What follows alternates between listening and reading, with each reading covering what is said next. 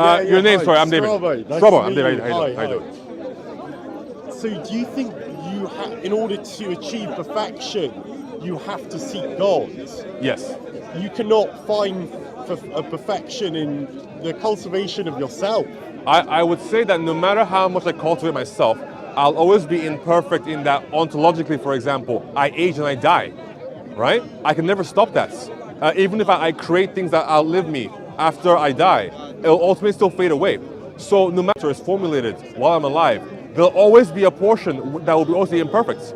To attain that, I hold that can only be done by God, who is perfect. So you believe that when your soul ascends to heaven, it will achieve a state of perfection? If you die in Christ, yes. And in this world, we can never reach perfection. Do you see perfection anywhere in the world? I don't. No. I don't either. No. So I would say So to answer your question, Yes.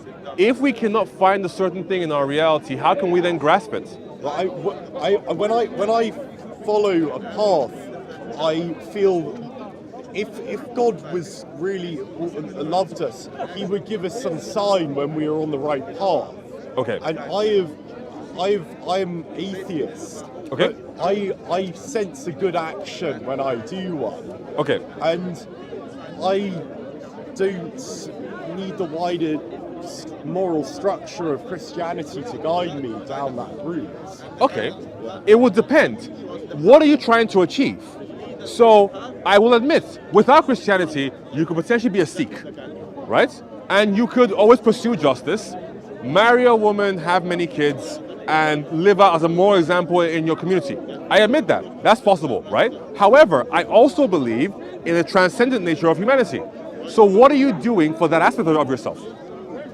That's my problem. I mean, I would love to explore that idea of the transcendence of humanity because, I mean, what did Shakespeare say of death? It's the undiscovered country from whose bourne no traveller returns. I didn't know that, but yeah, okay, I'll just take it. No, that wasn't my line. The undiscovered road. Sorry, say the again. Undiscovered country from whose bourne no traveller returns.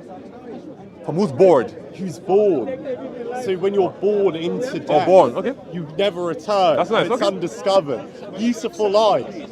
Beautiful. It's almost like it came from God. But that's yes, I don't know if you were to talk to Muslims, right? They'll claim that the Quran is like magnificent because like the Arabic is so eloquent or whatever. But admittedly, I haven't read enough of the Quran.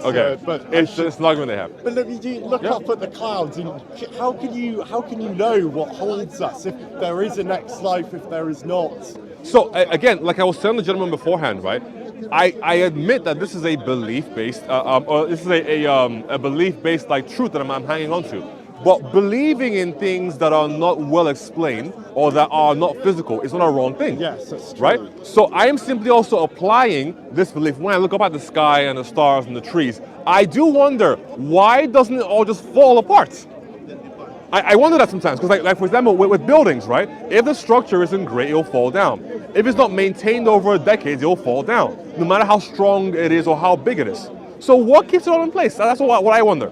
Well, I am aware that I'm an atheist because I live in an age which has an intellectual structure and it's scientific in its foundation. And that structure has helped explain different processes in nature. Sorry. How you doing? Once you finish your conversation, it's just you're right in front of the stage. I can. Do you mind? Sorry. I didn't want to. Let me just. Do you want to record it, or you just want to have like a regular? I don't mind, you know. Let me just. We don't want to. Yep. Obscure. Not yet. Sorry. Yeah. What up? Nah, I'm just moving because somehow we moved that way. Yeah, I've got the car because he's coming. Thank you. I don't want to obscure the table. Yeah, it's all good. Someone's soul could be. Someone's soul could past. Someone's soul could be doomed to hell. So yeah, sure. If only they had seen the Quran. If only they had seen the Quran, man. What a shame. What a absolute shame. Disaster. But no, I don't think that necessarily that you are wrong. I would simply say that what you hold as true is incomplete. That's all. I think the problem with a lot of modern atheists, in my view, is that they focus too much on the material while believing fully in the immaterial, by the way, right? Like atheists will point to science and equations, which is completely immaterial, essentially, right? But they just want to deny the idea of a God because now that we have so much exposure to many different religions and we're not siloed in our like little villages only believing in like Hinduism or Christianity, now that we have access to all these religions, we can look and say, hey, wait a second. They believe in one God and their God is true, but so do they, so do they, so do they, so do they. They can't all be right. So it's either I don't know, they're all wrong or one of them is right? So I completely get that view. What I would say to counteract that is this is something that we're taught in Christianity. So Jesus tells us how to avoid, for example, false teachers and false prophets. And he says that you can do a litmus test. And that test is that by their fruits, by what they produce, what they do, what they say, you will know who they are. So I openly encourage you, look at all the religions you want. Start with the ones you're more familiar with maybe, or go somewhere completely far away and read into the text or the teachings and see if they truly make you a better person or convince you that the God they're following is the correct God. I hold that's true in Christianity, and my evidence for that is the person of Jesus Christ. But somebody else, like a Muslim, might hold that their belief is true, and the evidence is Muhammad. Yes. But I would question, look at the character of a Muhammad, or of a Genghis Khan, or whoever, and the character of Jesus. And tell me which of those two would you say is encourageable? I think the moral doctrines that Jesus espoused are very attractive. And I'm not a Christian, but I think that is largely a good way to conduct yourself and live your life. So, not 100%. There's some. This is the issue I really have with them. You go through it, and there are actually contradictions within the text itself, and that troubles me greatly because God. It's said that we are made in the image of God. Yes. Meaning, I think that means that we are given the power of reason. Yes. And that faculty is pure and accurate. Okay. And when it stumbles across a contradiction, that means that thing is wrong. It should be abandoned as a belief. So, and that is what you find in these texts. So it's just a very troubling situation for me. And if that could be resolved, I would seriously reconsider my position. Which contradiction in particular are you referring to? Well, I think with Christianity, it's a Trinity, which I have never understood. Yes. Okay. Yes. So the idea that a being is both three separate things and yet one totality eludes my reason. So we don't use the word. Okay, so okay, you know what? Let's just go back all the way to the beginning then. So we don't use the term separate because separate can be equated to apart, right? Yeah. So in the way that you have like a pantheon of gods, right? Like take Odin, take Hela and Thor, or take like any of the Mesopotamian gods or the Egyptian gods, right? Take any of those, right? All of those are separate existences, right? So that's why you have like a pantheon of like a head god and a wife god and like a child god. But we don't hold the idea that any of the three substances of God in the Trinity are separate, only distinct. So that's why we can refer to them as one. I see. That's a very good point, actually. So that is the mainline belief. They are distinct, not separate. That's all. So they're not. What is the difference between distinct and separate? So distinct means distinguishable, right? So effectively, in our belief, with the three substances of God, so the Father, Son, and Spirit, you can tell them apart. So they're distinguishable in that sense. But they are not separate because they all subsist of the existence of God. So they all. So this is the weird thing about the Trinity that doesn't make sense for what we have in our reality. When I was a kid, I thought about it like a triangle. A triangle has three sides, but it's one shape. Here's the trippy thing about Trinity, however. All of the sides of the triangle are equal to the triangle. So the Son is equal to the whole of God, as is the Spirit and the Father. And there is nothing in our reality that is like this. That is Thank you. You explain it very well. No worries. Cheers. That's it? You're going away? Well, this is you've done it. Okay, now you got to say the Shahada. So, no, it's over. This is my last chance to become a Christian. I mean, look, dude, like, honestly, like, it's your journey, man. But, yeah, it's your journey. I don't. Part of me doesn't like attempting to wrestle the faith of other people. Oh, rather away, man. I know, but I am in the right place. I'm the right guy for that, yeah. If I wanted to do that, go ahead. I mean, seriously though, I mean, I understand the difference between distinctness and being separate. And separation, yeah. However, there is still one. So what you're already saying, it's like the various body parts. They all belong to the same body. But they wouldn't be parts because of that other idea that each of the substances equals the whole of God. So, for example, you have lungs, heart, and the liver, but your lungs, heart, and liver are not equal to the whole of you, but they are in the Trinity. The thing is, that God is not composed of parts. Yeah. He's composed of ideas, because these are concepts which can exist independently of one another. Right. Okay. So that's like a question of identity, right? So we don't have that problem within the Trinity because we hold that identity is not a property of intellect. Yeah. It's not a property of identity, but it's a property of nature. So when I said all three substances are equal to the whole of God, all three substances, the Father, Son, and Spirit, all hold the nature of God, and therefore the intellect of God as well. You look surprisingly sober. I do, man. Oh boy. See you so sober. Yeah, very well. But it's talking about the Trinity. This man's a trained philosopher. I am not. I am not. You're better than most I can just take an idea and try to explain it in a way that I would understand, and hopefully you have the same level of comprehension that I do. Thank you. I'm gonna inshallah. In Jesus' name. Okay. This is a more Christian section of speakers. Oh my God! Someone's got the cross. Exactly. Yeah. Did you see the devil worshipper? There was a Satanist wandering around. Is he still here? He's actually a Muslim, but his point is that people are driven by anger and fury. Little guy.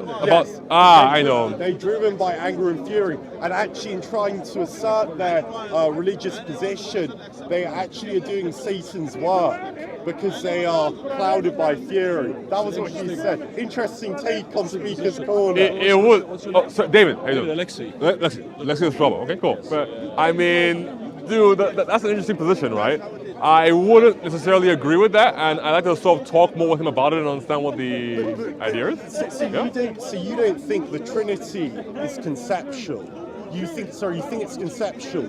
You think that it can be divided into the concepts. It can be separated into the concepts. I don't actually. No, I don't. So that would be the idea of divine simplicity. I don't believe that there's any part of separation in the Trinity. I simply believe that if you're looking for a one-to-one, like for example, the idea that we have for God's knowledge, right, is a perfect one, where experiences can be untrue, right? Yes. You can feel happy because you take a drug, but then suddenly it wears off and you feel sad, right? I know that feeling. I've got that sensation today.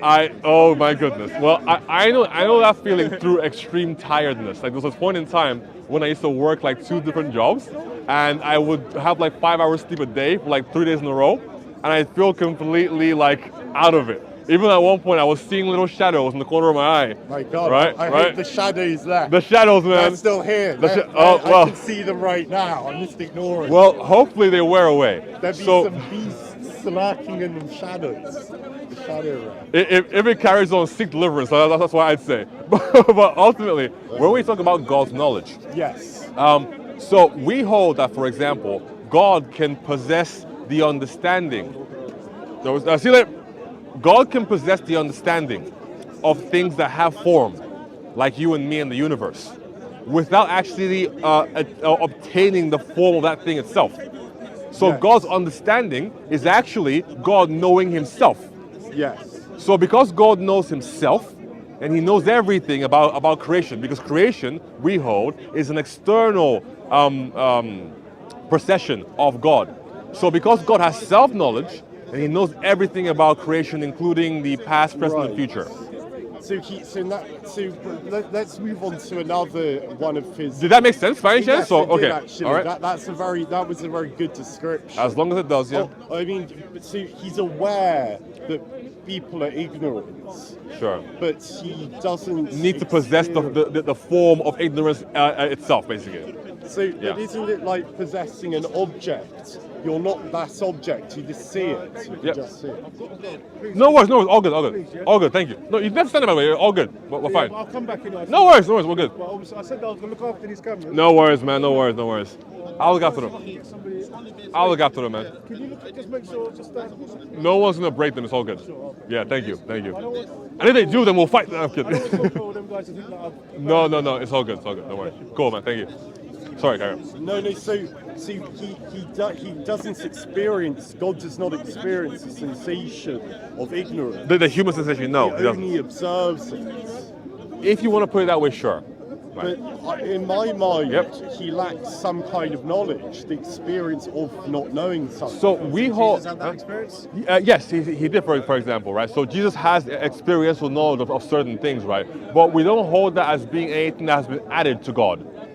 Okay. It's simply a consequence of, so with the idea of the incarnation, right? So the idea of the eternal Word of God. So one of the three substances of God taking onto himself a human nature. We don't hold that a change occurred in God when that took place. Simply a change occurred in his creation. Right. Yes. So God didn't attain any new knowledge when he was here as Christ.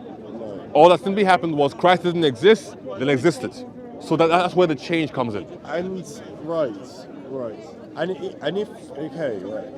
And is Christ the Son in the Trinity? Yes. So these are only just descriptions. And if the Trinity is purely equal, then why did Christ only arrive briefly on this earth and then disappear back into the ether? Or has the Son always existed? No, so the Son is eternal, absolutely, but the incarnation. So thank you. Thank you. The incarnation in the human person of Christ hasn't always existed. That is a temporal construct, right? But now, theologically, we hold now that in the death and resurrection, that Christ has now attained perfection, the same perfection that we will also attain when we died and are resurrected. Still human. He's a glorified human now, so sort of like a spirit soul hybrid. So has arms and legs. Yeah. A sphere. No, not quite a sphere, but no, he appeared to Heresy that sorry? That he resurrected as a sphere. Which one is that? I've heard that one before. I'm gonna find my friend. Okay, sorry. Absolute pleasure speaking with you. Next time we can touch on something else if you want. Yes, no, okay? It's very interesting. Right. It's Cool. good to actually thrash some of these, deeper points out to a mind. I agree, because what we have more often, unfortunately, is, for lack of a better term, right, with the Muslims. Well, there's that, and then with the Muslims, it's like, oh, was Jesus God? How could God die? Like it's not really stimulating, intellectually, but. Thank you. Yeah. I will return. Trouble. See you later, man. See you later. David. Take it easy, Trouble. Let's take it easy. Howdy, everybody. So, I was observing Mansour doing his best interpretation. No, this is even better. He was doing his best try to understand the Christian examples for the existence of God. So he was given an atheist the cosmological argument, the argument of fine-tuning, the argument from design, right? Well, the problem was he wasn't engaging with the atheist. He wasn't giving them an opportunity to understand his point. He was simply just lecturing them. He would talk for 3 to 5 minutes at a time and then interject the atheist when he wanted to say anything for about 10 seconds, right? So ultimately, he's not really teaching him anything, just lecturing him. And that's not really going to help him convert to Islam. So, good old Mansour. Anywho, there was a Sikh, a non-religious Sikh who was there then with us. And so he held the view that Hitchens is the guy, Hitchens is his God. And because Hitchens has an issue with religion, therefore he does too. He grew up in the UK, he went to Catholic school, he did prayers in school, but ultimately realized when he was about 12 years old that ultimately there's so many religions making so many claims that cannot be proved empirically. Therefore, they're all wrong. And what's correct? Science is correct. Atheism is correct. The Big Bang is correct, and dinosaurs are correct. Therefore, God is wrong. I simply told him that even if you do want to be highly empirical and highly intellectual about the idea that the universe is stable enough to allow dinosaurs to exist, to allow single-cell organisms to become more complex life forms, and to allow a Big Bang to even happen in the first place, is for me proof of God. Because why must the universe stay stable? Why can't it just be chaos? The sun's here one day, then replaced by a black hole, and the next day there's a new sun. Why doesn't this happen all the time? Like, why isn't the universe truly random in the way it behaves? No, it seems well structured. And I'm simply saying that the structure is God. Totally agree. That's what I'm saying. And then ultimately, he left somewhat okay-ish. Well, I gave him the gospel before he left at least, so that's fine. And then I talked to another guy, an atheist called Strabo, and he just wanted to ask me about what it means to be a good person. Can we attain goodness without God? In a certain sense, yes. But in terms of a sense of perfection, no. We can't become perfect in this earth ever, because there is no perfection on earth. However, through Christ, we can. And then he asked me about the Trinity, and then we talked about that a little bit more, and I think he's more clear now on the understanding. So, for example, I noticed that when we talk about the Trinity, sometimes we can use improper wording that leads to wrong ideas. So, the three persons are not parts, they are all the one God. The three persons are not separate, they are not apart from each other. It's not like Zeus, Hera, and Hercules. They are distinct, distinguishable in their roles. You can tell the Father is the Father based upon his role as the uncaused cause. You can tell the Son is the Son based upon his role as the begotten of the Father. And the Spirit is the Spirit based upon, again, his role as spirating from the Father, all the Father and the Son. Don't fight me. So, okay, sorry. That then showcases to us, right, that the Trinity is not illogical. Right. We can explain this, but the unfortunate part is there is nothing in our reality that is like the Trinity. So we can use examples and analogies to understand an aspect of a Trinity or to make a model of a Trinity, but nothing in our reality is like the Trinity. Because what we believe in the Trinity is, for example, you have a triangle. A triangle has three sides. But we are saying in the Trinity that the three supposed sides of a triangle are equal to the whole of a triangle. And that isn't how we understand triangles to be. Triangles are composed of parts, but there are no parts in God. So ultimately in the Trinity, what you have is three persons, three substances of the one God that are distinct but not separate from one another. That is it. Simple. Anyway, God bless you guys. Let me go bust some dower. If they are too bust.